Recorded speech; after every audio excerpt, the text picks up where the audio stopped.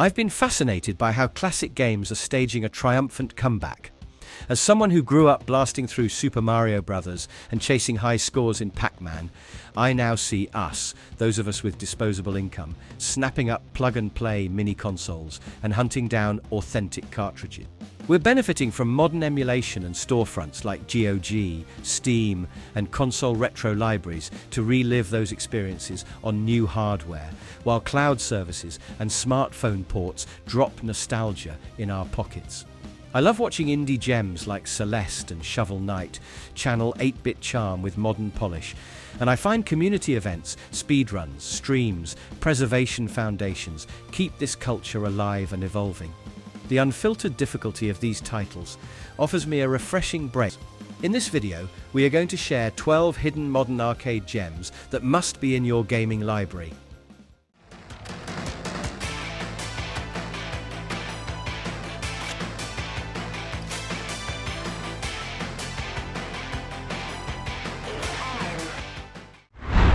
Blazing Chrome.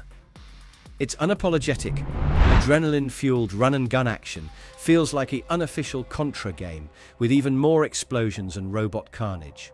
The innovative hook here is how it channels that classic arcade energy, but adds just enough modern polish to keep me coming back for one more quarter. Even if my quarters are now digital, and my reflexes are a little rustier than the robots I'm blasting. Developed by Joy Masher and published by the Arcade Crew, Blazing Chrome drops us into the post-apocalyptic world of 20XX, where humanity is on the brink, and the only thing standing between us and total annihilation is a resistance squad with a serious grudge against evil machines. I got to play as Mavra, a human resistance fighter, or Doyle, a reprogrammed robot who's basically the ultimate if you can't beat them, join them story. The plot is simple, but honestly, I'm not here for Shakespeare. I'm here to blast robots into scrap metal and look cool doing it. I felt like I'd been teleported back to the 90s, only this time my TV is bigger and my patience for unfair difficulty is much, much smaller. The pixel art, the chunky explosions, the relentless enemy waves, it's all here and it's glorious. Gameplay is where Blazing Chrome shines brightest and where it's most likely to make me shout at my screen. The action is fast, the enemies are relentless, and the bosses are the kind of screen-filling nightmares that would make even the Terminator sweat. There are mechs to pilot, because why not? Hoverbike chases, and enough weapon variety to keep things interesting. Just don't expect to breeze through. This game is tough as nails, and sometimes it feels like the only thing harder than the bosses is keeping track of all the bullets. At least the melee attack lets me channel my inner Rambo, even if it's on cooldown more often than my patience. The music is a perfect fit, with energetic tracks that push me forward and make every level feel like the world's most dangerous dance party. The graphics are pure retro eye candy, with detailed pixel art, smooth animation, and just enough CRT filter options to make me feel like I'm back in my parents' living room, mashing buttons and dodging chores. The short runtime and brutal difficulty might scare off some players, and sometimes the screen gets so busy I wonder if the real boss is my own eyesight. Still, for fans of the genre, it's nearly perfect. Just don't expect to finish it in one sitting unless you're secretly a cyborg.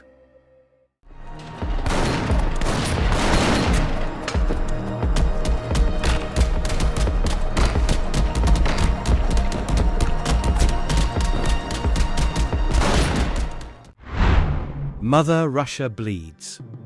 Mother Russia Bleeds grabs me with its brutal, ultra-violent beat-em-up action that feels like a raw, gritty trip back to the dark underbelly of 1980s Soviet Russia. It's the kind of game where I can practically smell the vodka and hear the distant sound of a balalaika as I punch my way through endless waves of thugs. Developed by Le Cartel Studio and published by Devolver Digital, this game doesn't pull any punches, unless of course you count the ones I'm throwing at every single enemy on screen. The story throws us into a grim world where 4 abducted street fighters are forced into a deadly drug experiment, and they must fight their way through the violent streets to survive and take down the corrupt regime. It's a tale of revenge, addiction, and survival, and while it's not exactly Dostoevsky, it's just the right kind of over-the-top to keep me invested. I found myself rooting for these underdogs, even as I wondered if their biggest enemy was the government or their own questionable life choices.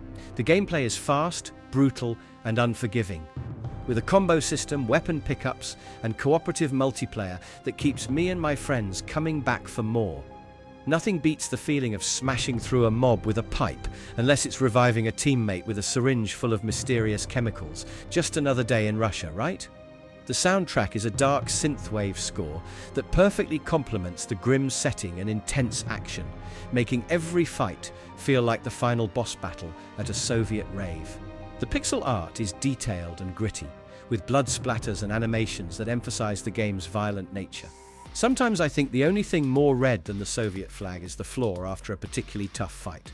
It's a hidden gem for fans of hardcore beat-em-ups, but the extreme violence and difficulty might not be for everyone. Sometimes the controls can feel a bit clunky, and I've definitely lost a few fights to the button lag rather than the actual enemies.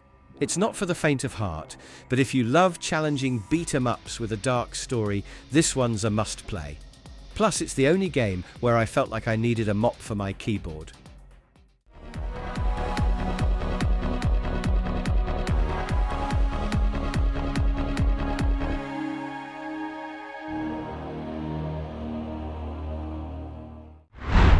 Vengeful Guardian Moonrider.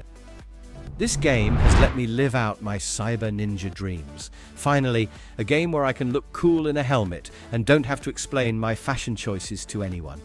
Developed by Joy Masher and published by the Arcade Crew, this game is a clear passion project from a team that knows its retro roots inside and out.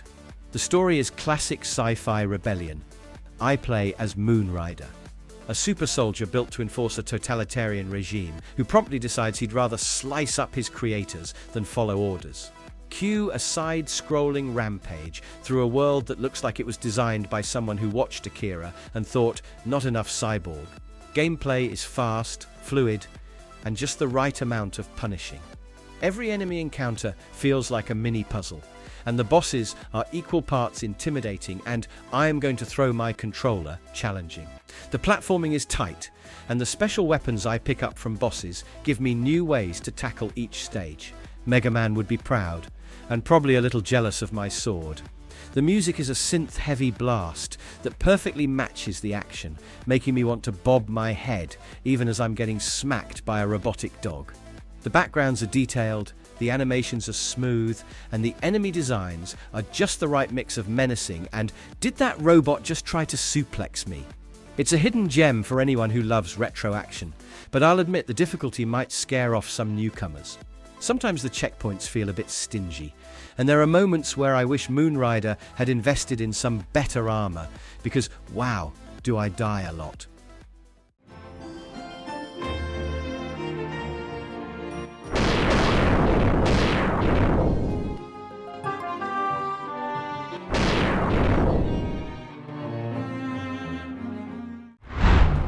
Battle Princess Madelyn. I could step into the armored boots of a princess who throws spears at skeletons, all while her ghost dog helps her out. The innovative hook here is that it's not just a retro action platformer, it's a heartfelt family project inspired by the developer's own daughter who wanted to be a knight. Instead of telling her no, her dad made her the hero of her own video game. Now that's what I call parental support, and probably the only time asking for a puppy resulted in a full-scale undead invasion. Developed and published by Causal Bit Games, Battle Princess Madelyn is a love letter to both classic gaming and family bonds. The story is simple but touching. Madelyn's kingdom is under attack by the undead. Her loyal dog Fritzy is killed by a wicked wizard, and it's up to her to save her family and bring peace back to the land. The game weaves in themes of loss and remembrance, with Madelyn's grandpa narrating the adventure as a bedtime story, making the journey feel personal and surprisingly emotional for a game where I spend most of my time throwing weapons at zombies and dodging fireballs. The gameplay is classic action platforming with a few modern tweaks. Madelyn can throw weapons in multiple directions and swap between different types, from spinning daggers to swords. The controls are tight, and the level design encourages both careful platforming and aggressive monster slaying. I especially love how Fritzy's abilities let me breathe underwater or zap enemies, making him the best ghost dog sidekick since, well, ever. The music is a highlight, combining orchestral tracks with 8-bit flair that makes every boss fight feel epic. The graphics are gorgeous, with HD sprites that capture the spirit of SNES classics while looking sharp on modern screens. Battle Princess Madelyn is a hidden gem for anyone who craves that authentic retro fix, but it's not without its flaws. The difficulty can be unforgiving, and sometimes the story's emotional beats get lost amid the chaos of undead bashing. Still, I appreciate that the game doesn't make a big deal out of Madelyn being a girl. She's a knight, she's tough, and that's that. If only my own dog could help me fight skeletons instead of just stealing my socks.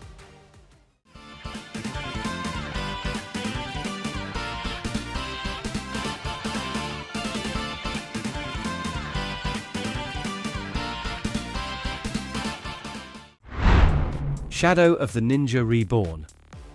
This game absolutely succeeds in its promise of reviving classic ninja action with a fresh coat of paint and a modern sensibility. Developed by Natsume Atari and published by Natsume Atari, this title is a loving homage to the original Shadow of the Ninja, also known as Blue Shadow, which was a cult classic on the NES. The story is straightforward but effective. I take on the role of two elite ninjas, Hayate and Kaede, on a mission to stop a tyrannical regime threatening their land. It's classic ninja fare, with enough intrigue and action to keep me hooked. Gameplay is fast-paced and satisfying. I enjoyed switching between Hayate and Kaede, each with unique weapons and moves, as I battled through hordes of enemies and challenging bosses. The level design encourages exploration and mastery, and the combat system rewards timing and strategy. I have to admit, sometimes I felt like a true ninja, other times more like a guy in pajamas getting whacked by robots, but that's all part of the charm. The music is a catchy chiptune soundtrack that perfectly complements the ninja action, blending nostalgia with fresh compositions that kept me energized throughout my play sessions. Graphically, the game shines with vibrant pixel art, detailed backgrounds, and fluid character animations that bring the world to life without losing that retro charm. It's the kind of game where I find myself pausing just to admire the rain effects, before I get hit by a shuriken, of course. I found Shadow of the Ninja Reborn to be a thrilling blend of old and new. It's a game that respects its roots while inviting me to experience ninja action in a fresh way. If you're a fan of retro platformers, or just love a good ninja story, this one's definitely worth your time.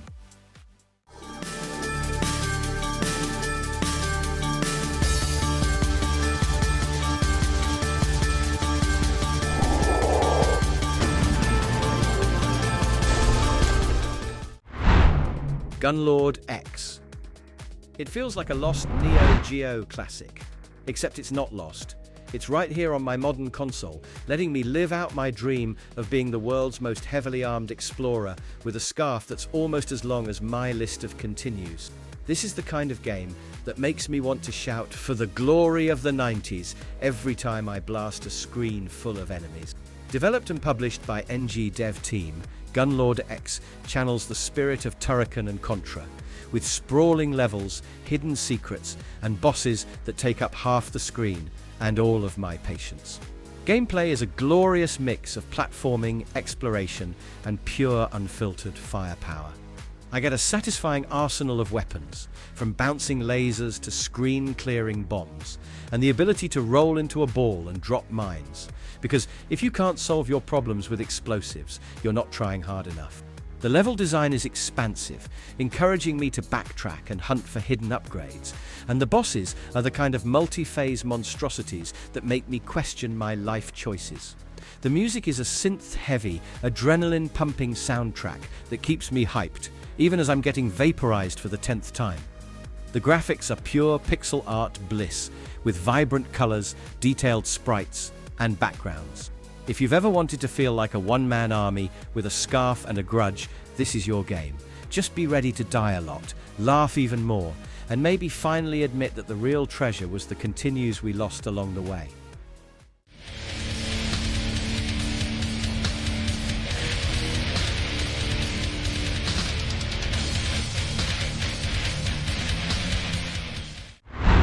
Valfaris Mecha Therion. I've been absolutely hooked on Steel Mantis games ever since I discovered Slain, Back from Hell, and with each new release, they continue to push boundaries while maintaining that distinctive heavy metal aesthetic that I've come to love. When I first booted up Valfaris Mecha Therion, I knew I was in for something special.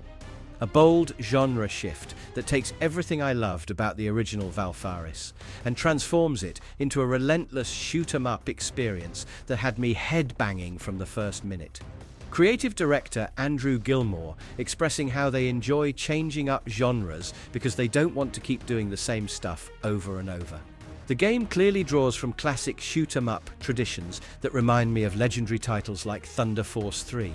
The constant forward momentum and screen-filling enemies feel like a love letter to the golden age of arcade shooters, wrapped in Steel Mantis' signature biomechanical aesthetic. The modern twist here is absolutely brilliant, transforming what was originally a 2D action platformer into a 2.5D shmup experience. Steel Mantis has completely reimagined how I interact with Therion's world, now piloting a massive mech of metal destruction as I pursue Lord Vrol across the galaxy. The 2.5D perspective allows for some incredibly cool scene transitions and different camera angles that really add depth to the visual experience.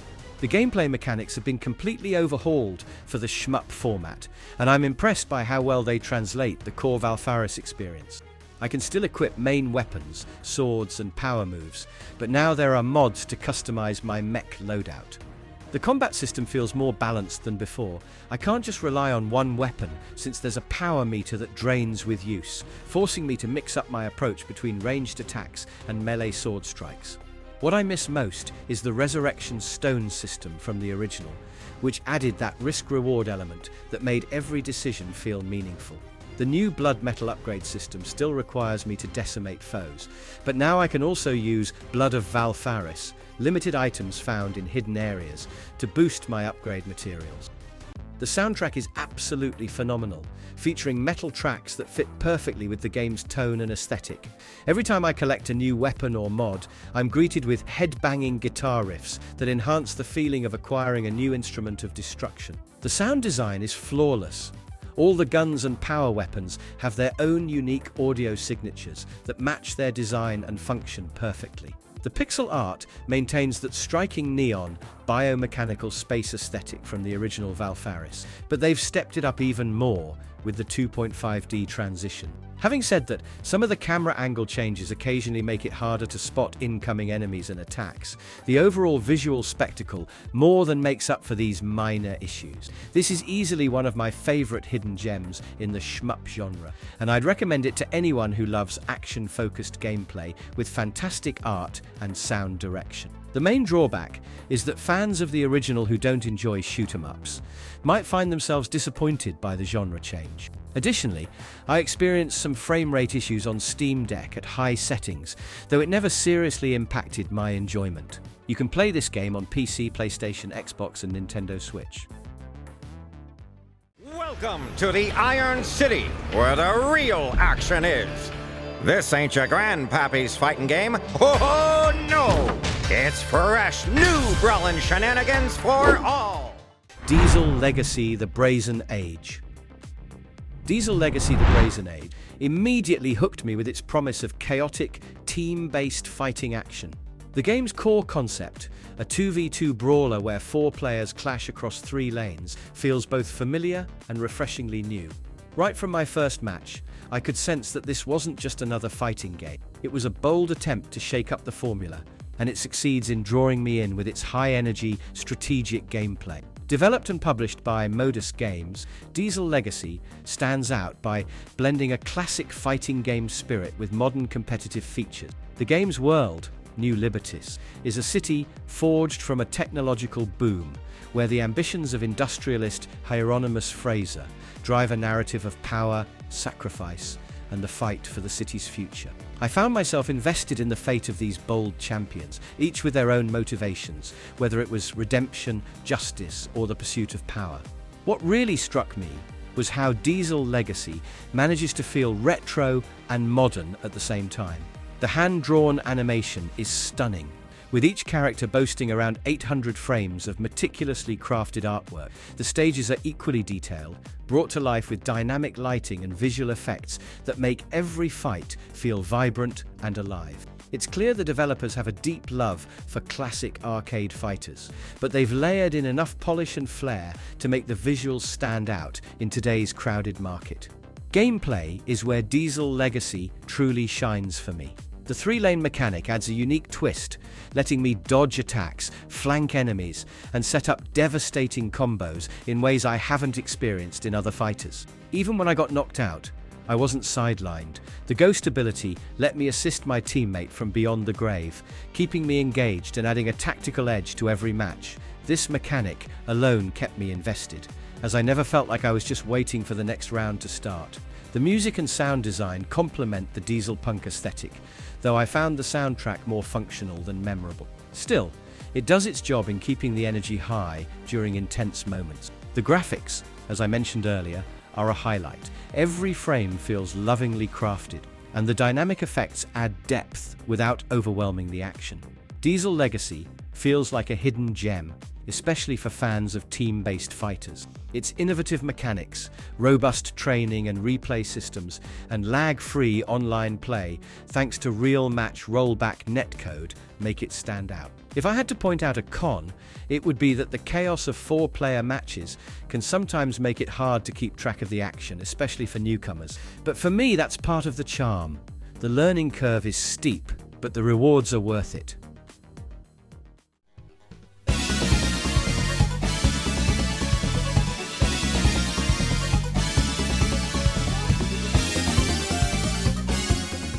Elevator Action Returns S Tribute. If you ever wanted to know what it feels like to be an action hero stuck in a building with more elevators than a skyscraper convention, Elevator Action Returns S Tribute is the game for you. The innovative hook here is how it turns the humble elevator into both your best friend and your deadliest weapon. Nothing says special agent quite like crushing a terrorist with a well-timed elevator. I found myself grinning every time I sent a bad guy to the basement express, no button press required. Developed and published by City Connection, Elevator Action Returns S Tribute is a faithful revival of the classic 2D side-scrolling shooter originally by Taito.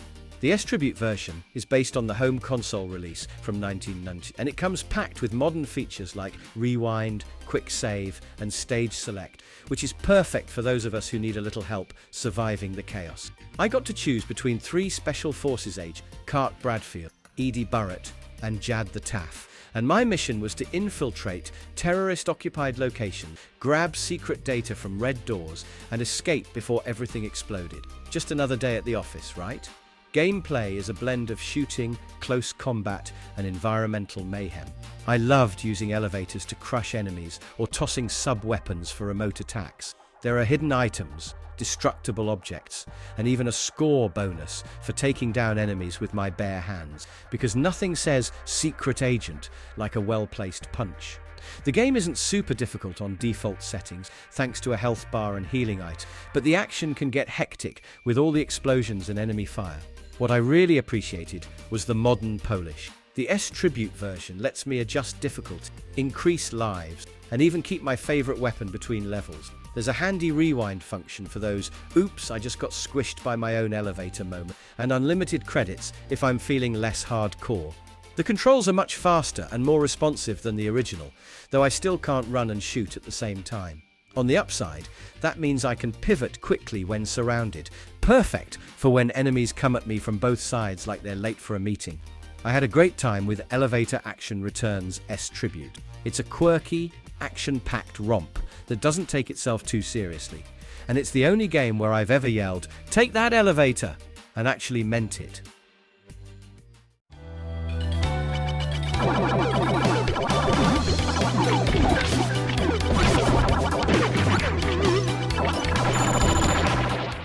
Pocky and Rocky Reshrined. This one instantly pulled me in with its charming blend of classic top-down shooting action and whimsical Japanese folklore. The game is developed by Natsumi Atari and published by Natsumi Inc. both names that resonate with fans of retro gaming and those who appreciate the legacy of the original SNES title.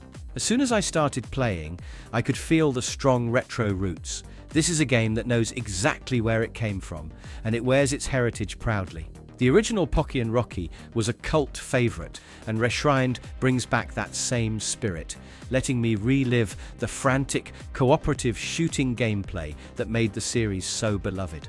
What sets Pocky and Rocky Reshrined apart is how it manages to modernize its classic formula without losing the soul of the original. The controls are tighter, the visuals are beautifully updated, and the new character abilities add a layer of depth that keeps things feeling fresh.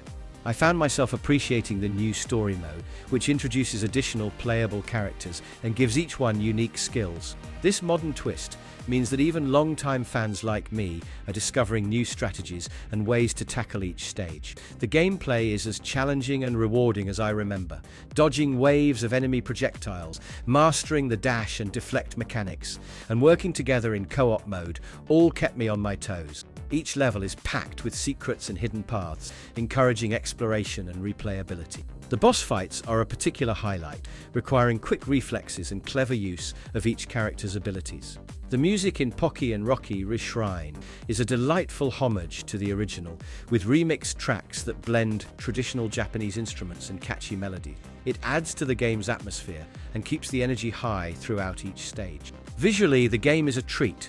Colorful, detailed sprites and lush backgrounds make every level pop, and the animations are smooth and full of personality. Pocky and Rocky Reshrined stands out for its faithful recreation of a classic experience while offering enough new content to feel fresh. If there's a downside, it's that the difficulty might be a bit steep for newcomers, and some stages can feel punishing without practice. But for those of us who grew up with these kinds of games, that challenge is part of the appeal.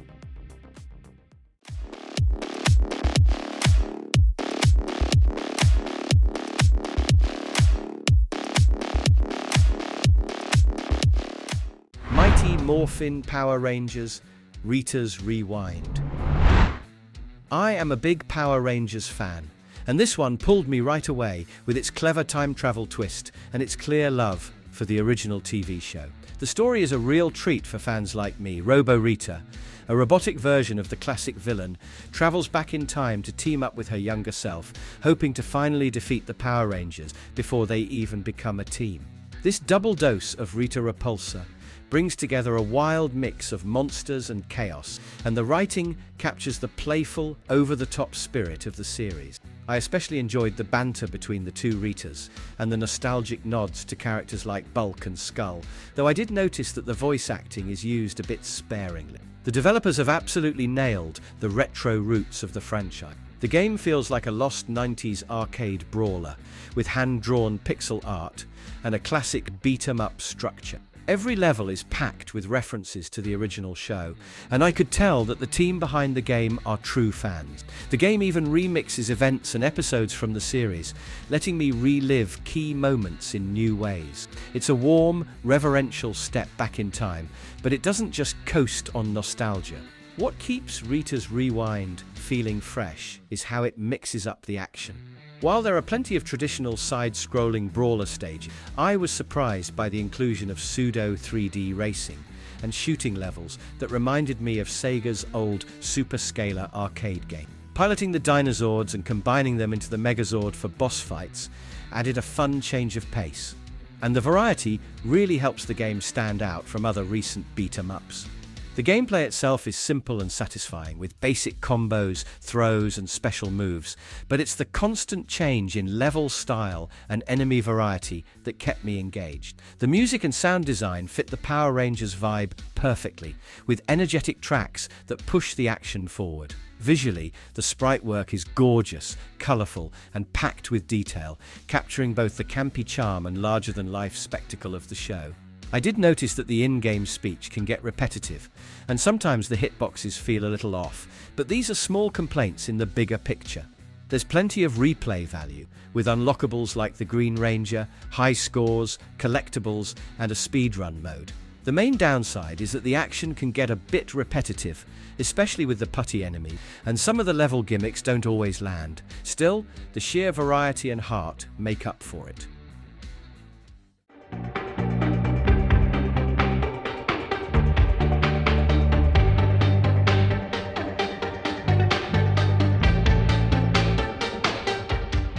Jitsu Squad. It's wild, over-the-top action, and the promise of 4-player chaos that feels like a Saturday morning cartoon come to life. The innovative hook here is how it fuses tag team mechanics, lightning-fast combos, and a cast of anthropomorphic heroes into a brawler that's both nostalgic and refreshingly modern. The game is developed by Tanuki Creative Studio and published by Einian Games, both of whom clearly have a deep love for classic beat-em-ups and a passion for injecting new energy into the genre. The story in Jitsu Squad is pure arcade fantasy, throwing us into a quest to recover the legendary Kusanagi stone. We take control of a quirky team of animal warriors, each with their own personalities and fighting styles, as they battle through hordes of enemies and larger-than-life bosses. The narrative isn't deep or complex, but it's packed with humor and colorful characters that keep things entertaining from start to finish. The game pays homage to classics like Streets of Rage and Final Fight, but it's not content to just mimic the past. There's a clear love for the golden age of arcade brawlers, from the chunky health bars to the screen-filling special attacks. At the same time, the game brings a modern twist with its tag team system, letting us swap between characters mid-combo and unleash devastating team attacks. The controls are tight, the pace is relentless, and the combo system rewards experimentation and skill. The gameplay is where Jitsu Squad truly shines for me. Whether I'm playing solo or with friends, the action is fast, fluid, and constantly surprising. Each character feels distinct, and the ability to juggle enemies, chain together flashy moves, and trigger super attacks never gets old. Boss fights are a highlight, demanding quick reflexes and pattern recognition. There's also a satisfying progression system, with upgrades and unlockables that keep me coming back for more. The music is energetic and fits the high-octane action perfectly, blending rock and electronic beats that drive the pace of each stage. Visually, Jitsu Squad is a feast for the eyes. The hand-drawn art is vibrant, the animations are smooth, and the screen is always bursting with color and personality. It's a love letter to the beat-em-up genre that doesn't just rely on nostalgia, but pushes things forward with style, humor, and sheer energy. For fans of classic arcade action, this one is an easy recommendation. This brings us to the end of the video, and if liked what you see here, drop a subs for us, because we bring tons of great content every day. Have a good one, and be safe. See you in the next one. Also tell us in the comment what all listicles you want to see from our side. Head out! Hope you're hungry for lunch! Make yourself useful! What's the